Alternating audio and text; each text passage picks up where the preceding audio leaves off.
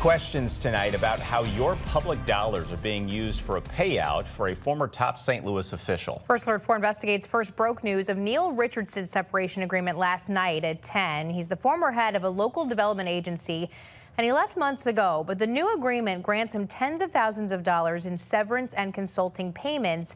Now we're taking a look at how that compares to other public payouts.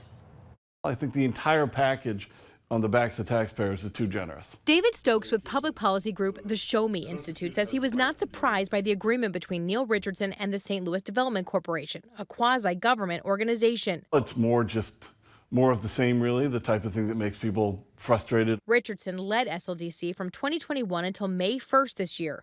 Current Mayor Kara Spencer said on the campaign trail she wanted him to leave after scrutiny over several programs SLDC administered. Among them, and covered extensively by First Alert 4 Investigates, a grant program for small businesses and nonprofits on the city's north side. Some residents complained the money was improperly allocated. There were so many problems with that program, and he was running the department when it had those problems and launched that program. And another program, SLDC, along with the city's building division, doling out money to repair private properties. Multiple state and federal investigations vowed to look into it.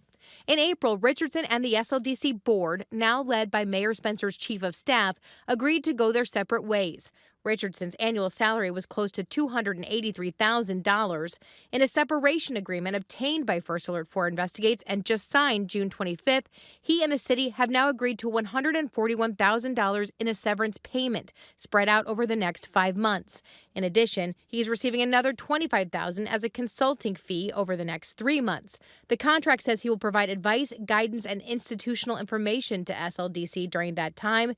In exchange, he agrees he will not sue for any reason, and both he and SLDC agree not to disparage each other. SLDC declined to do an interview, but in a statement, the chairperson wrote, quote, "The SLDC board met and felt comfortable with the agreement with Mr. Richardson." But I don't think it's justified. I know of no reason why he would have had grounds for a lawsuit for what should be nothing more than a simple change in personnel during the time of change in an administration. Stokes says severance agreements are becoming more commonplace in government, so we checked. None of the other former heads of the Tashara Jones administration received a payout, according to a city spokesperson. In 2024, the former head of Explore St. Louis, Kitty Ratcliffe, received her full salary for a year, performance bonuses totaling more than $125,000, and other perks for her early retirement. And in 2019, the former head of the St. Louis Agency on Training and Employment, Dr. Alice Prince, got a settlement agreement, a sum of $18,000, plus other benefits. It might be par for the course now. It might be standard operating procedure now. But when taxpayer dollars are concerned, that's unfortunate.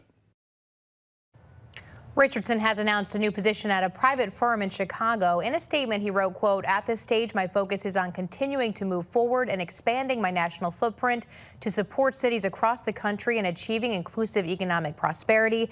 I remain deeply committed to the city I was born in and care for, and I sincerely wish SLDC, the city, and Mayor Spencer the very best."